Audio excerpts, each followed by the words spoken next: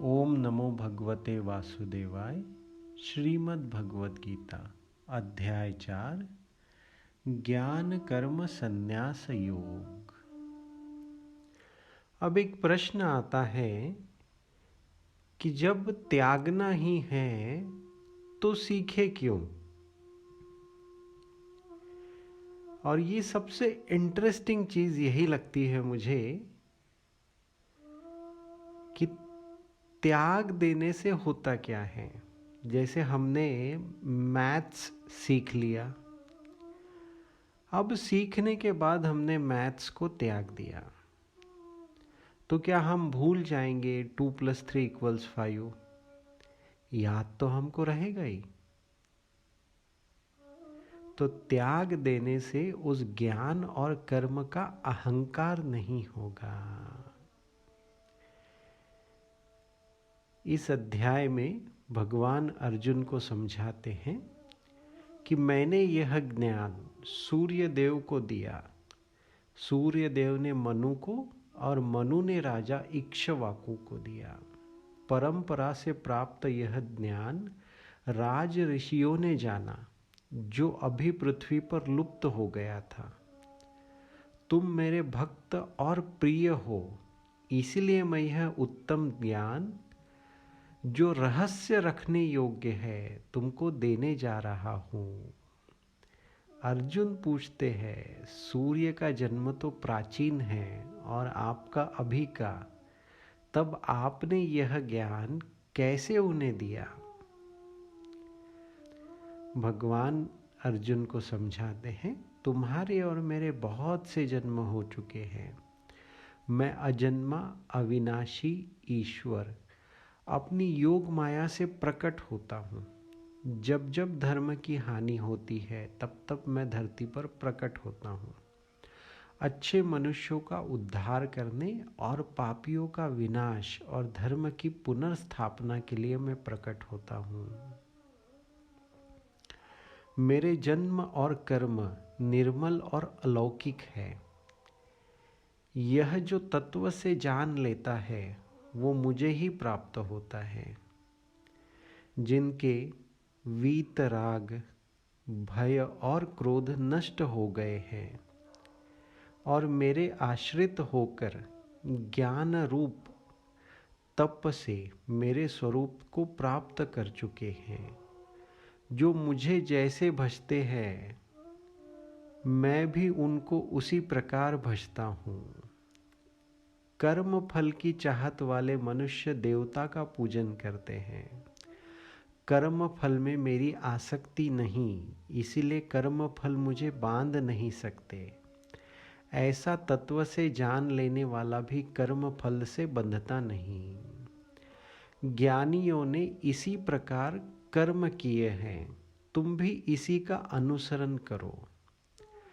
कर्म और अकर्म क्या है ये मैं बताता हूँ, जिसे ज्ञानी भी समझने में असमर्थ होते हैं। कर्म, अकर्म और विकर्म का स्वरूप जानना चाहिए, क्योंकि कर्मों की गति बड़ी ही गहन है। कर्म में अकर्म को देखना और अकर्म में कर्म को देखने वाला योगी समस्त कर्मों को करने वाला होता है।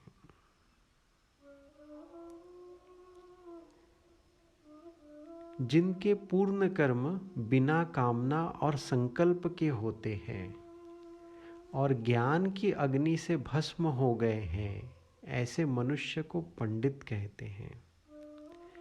संसार के आश्रय से मुक्त, कर्म और उसके फलों से अनासक्त, नित्य तृप्त मनुष्य कर्म करता हुआ भी कर्म नहीं कर रहा है। जिसका अंतकरण और इंद्रियां जीता हुआ है, भोगों का त्याग किया हुआ है, ऐसे मनुष्य को शरीर निर्वाह कार्य करने से भी दोष नहीं लगता। जो बिना इच्छा के संतुष्ट रहता है, जिसमें ईर्ष्या का अभाव है, हर्ष शोक सिद्धि असिद्धि में समानता बनाए रखता है, वह कर्म बंधन में नहीं बंधता। अनासक्त, ममता रहित, ज्ञान में स्थित यज्ञ कर्म करने वाले मनुष्य के संपूर्ण कर्म विलीन हो जाते हैं। जब मार्ग, उस पर चलने वाला और लक्ष्य एक ही हो, उसे आत्मयज्ञ कहते हैं। योगी जन देवता के पूजन के लिए जो यज्ञ करते हैं वो देव यज्ञ, और अपने भीतर आत्म रूप का दर्शन करने के लिए करते हैं वो आत्म यज्ञ। योगी इंद्रिय संयम रूप और विषय संयम रूप हवन करते हैं। इंद्रिय और प्राणों के सारे कर्मों को आत्म संयम रूप योग अग्नि में हवन करते हैं। योगी जन द्रव्य यज्ञ, तपस्या यज्ञ, योग यज्ञ और स्वाध्याय यज्ञ करते हैं। यज्ञ ना करने वाले व्यक्ति के लिए ना ये लोक ना परलोक सुखदायी है, और यज्ञ करने वाला व्यक्ति परब्रह्म को प्राप्त होता है। अनेक प्रकार के यज्ञ जो मन, इंद्रिय और शरीर द्वारा किए जा सकते हैं, उसे तत्व से जानकर करने वाला कर्म बंधन से मुक्त हो जाता है। भगवान यहाँ ज्ञान की महिमा बताते हैं। द्रव्य यज्ञ से ज्ञान यज्ञ श्रेष्ठ है, क्योंकि सारे कर्म ज्ञान में ही समाप्त होते हैं। तत्व ज्ञान पाने के लिए तत्वदर्शी महात्माओं के पास जाना चाहिए। तत्व ज्ञान प्राप्ति से मोह छूट जाता है। अपने में और परमात्मा में भी 5 महाभूतों का ही वास दिखता है। कोई भी व्यक्ति ज्ञान से निसंदेह दोष मुक्त हो सकता है। ज्ञान रूप अग्नि सभी कर्मों को जलाकर भस्म कर देती है। ज्ञान जैसा पवित्र करने वाला कुछ नहीं। कर्म योग और शुद्ध अंतकरण से मनुष्य अपने आत्मा में ही ज्ञान पा लेता है। इंद्रिय जयी और श्रद्धावान को ज्ञान प्राप्ति होती है। ज्ञान से तत्काल परम शांति प्राप्त होती है। विवेकहीन और श्रद्धा रहित पुरुष किसी भी लोक में सुख को प्राप्त नहीं होता। कर्मयोगी विवेकी मनुष्य को कर्म बंधन और संशय नहीं बांधते।